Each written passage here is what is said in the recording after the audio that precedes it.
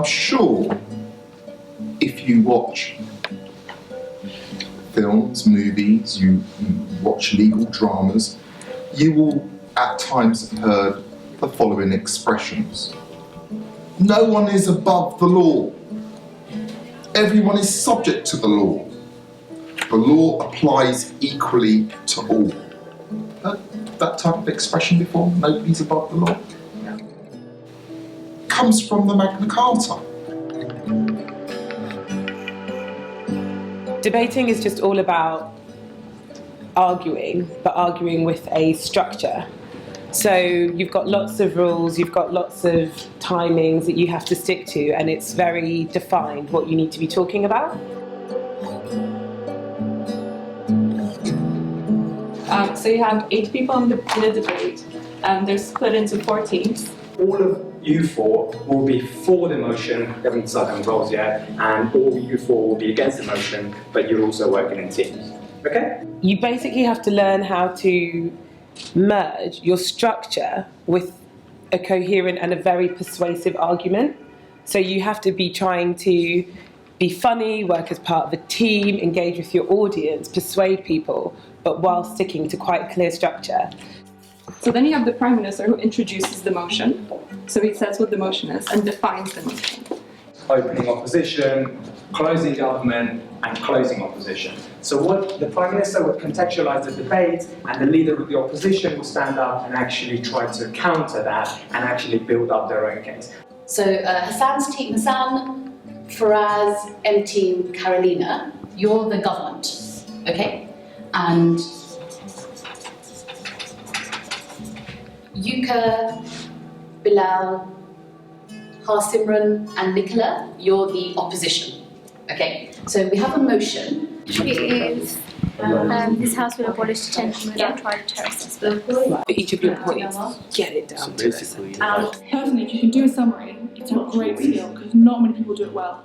Even in major debating competitions, a lot of summary speakers are terrible. They don't listen to what's been said.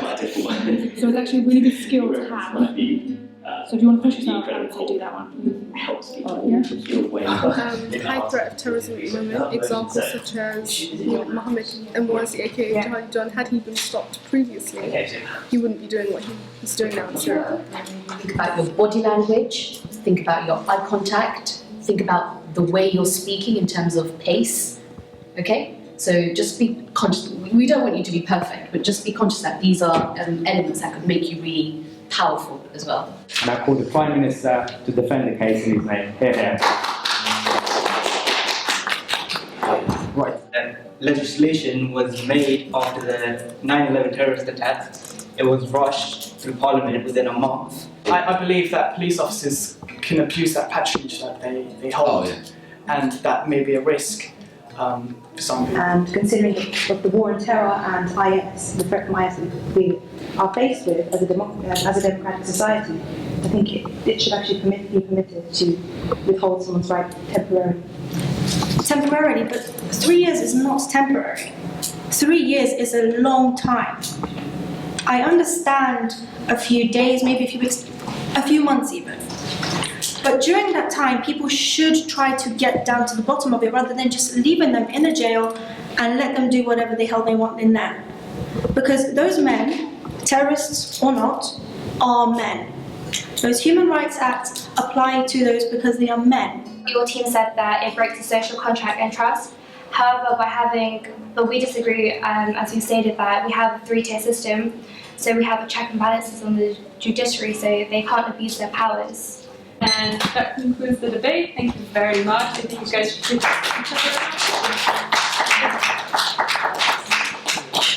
Some really good points today, and you have presented them in a very impressive fashion, not only sort of for the amount of time that you've had, but just anyway.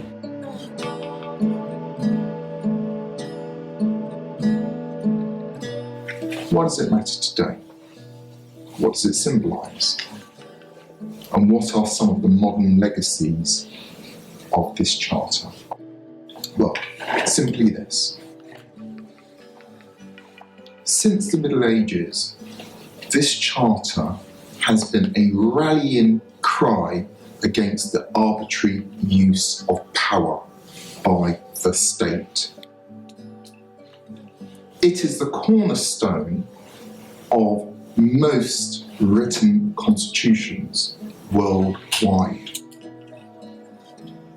It is the basis of many fundamental rights and freedoms.